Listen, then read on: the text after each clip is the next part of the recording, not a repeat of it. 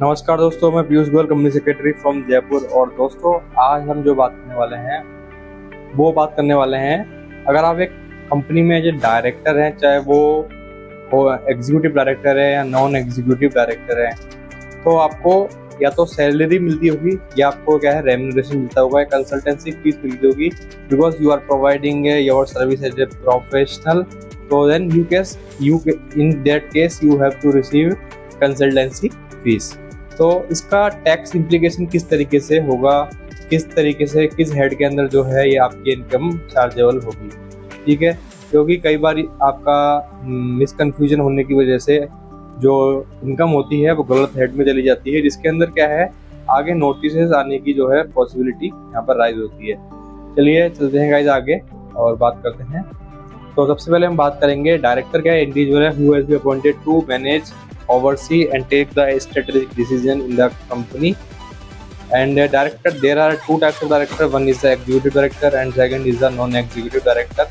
Executive director participate in day-to-day operations of the company, and non-executive director generally participate in the meetings of the company. They will not participate in strategic decision and guidance, right? So there are how to identify under which head the income will be chargeable, right? तो आपको सबसे पहले क्या करना है, अगर employer employee का relationship exist है डायरेक्टर के अंदर और कंपनी के अंदर, then this income will be chargeable under the head income from salary, ठीक है। तो इसके रिगार्डिंग एक केस लॉ भी आया था, केस लॉ हम डिस्कस करते हैं, वो है red series entertainment private limited versus ACID।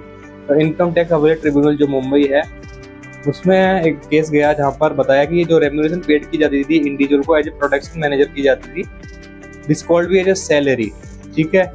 तो यहाँ पर कोर्ट ने ये डिसीजन, ये जजमेंट दिया कि यहाँ पर प्रॉपर कॉन्ट्रैक्ट है, कॉन्ट्रैक्ट ऑफ एम्प्लॉयमेंट है between the company and the employ.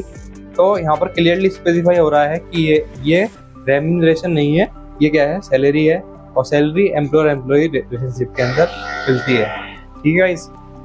अब सेकंड आती है independent professional services. Independent professional services में क्या होता है, आप सर्विस इंडिपेंडेंटली प्रोवाइड कराते हैं और not under the direct supervision, जो कि फॉल करता है एम्प्लॉय रिलेशनशिप के अंदर, और ये इनकम चार्जेबल होती है profit from business and gains. तो जब सैलरी हेड के अंदर इनकम चार्जेबल होती है तो आप वहाँ पर डिडक्शन क्लेम करते हो। जब प्रॉफिट एंड बिजनेस प्रोफेशन के अंदर होती है तो उसके अंदर जो है आप एक्सपेंसेस यहाँ पर क्या है क्लेम कर सकते हो।